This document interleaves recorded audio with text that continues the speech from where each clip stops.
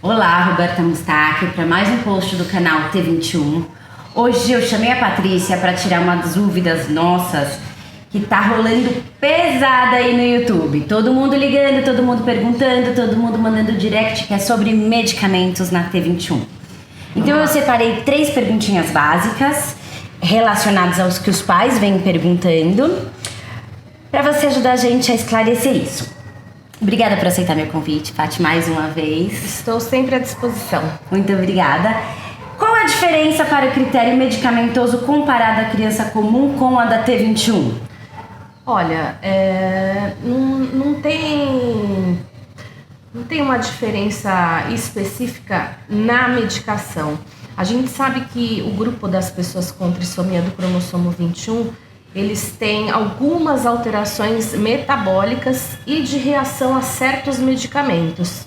Então, eu acho que os 2 grandes grupos que a gente tem que se atentar são o grupo de medicações derivadas de atropina, porque eles têm uma hipersensibilidade a esse grupo de medicamento. Então, Buscopan, o colírio que dilata a pupila, e a própria atropina, às vezes, no pré-anestésico, a hora que vai fazer uma intubação, porque a atropina diminui salivação e hipersecreção, Fluimicil. Esse é o primeiro grande grupo que eles fazem hipersensibilidade e acabam fazendo o efeito contrário do esperado. Não é uma reação, na grande maioria das vezes, grave, que você vai ter que correr para o pronto-socorro, mas você vai ver que, ao invés do medicamento ajudar ou auxiliar, acaba piorando um pouco o quadro. E o outro grande grupo de medicamentos são os medicamentos que interferem no metabolismo e absorção de ácido fólico, do folato. Então, como é sabido que eles têm essa alteração na via metabólica do folato, Methotrexate, sulfametoxazol trimetoprim, que é o Bactrim, quando for utilizar, a gente tem que ficar em cima do nível sérico de folato e fazer a reposição. Mas tendo um substituto, talvez usar esse substituto para essa medicação.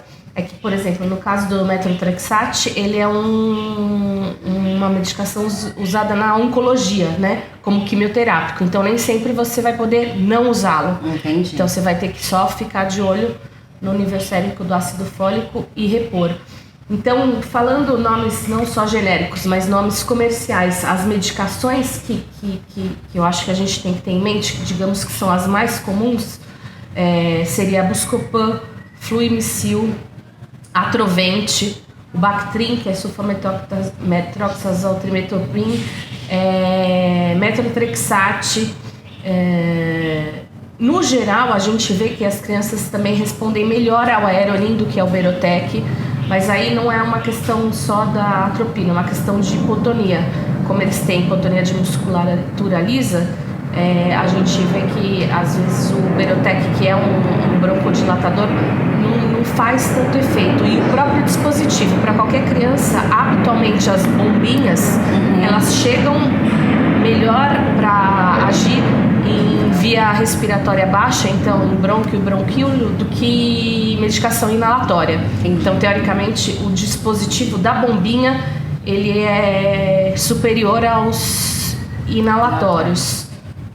Existe algum medicamento que não pode ser dado à pessoa com T21 de jeito nenhum? Porque eu já ouvi falar a respeito do Luftal. Não, de jeito nenhum não, mas a atropina pura em si é a que eu usaria com mais temerosidade. Mas a atropina pura, teoricamente, você só consegue usar em meio intra-hospitalar mesmo, então a gente fica mais tranquilo. Talvez um detalhe, mas não por conta de ser perigoso, enfim, mas a gente tem que se atentar que a atropina, o equivalente da atropina na homeopatia é a beladona. E a beladona, como é utilizada às vezes para dor, é uma medicação que está muito comum, principalmente nos combinados homeopáticos.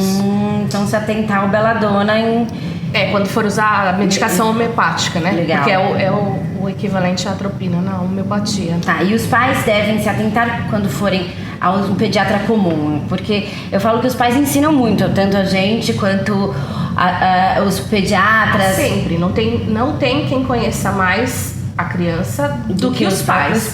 Se você não levar em consideração o que os pais estão dizendo, a sua chance de cometer um erro é altíssima. Ótimo. E os pais devem se atentar em algum fator em especial, em alguma característica em especial ou algum medicamento em especial quando passarem num pediatra comum? Eu acho que o ideal é que tenha essa listinha das medicações para evitar, não são proibidas, mas para evitar, porque aí tendo essa listinha, o pediatra, ele sabe que há muitas delas ele tem uma segunda opção. E aí ele vai optar por uma segunda opção mais segura. Ótimo. E essa listinha?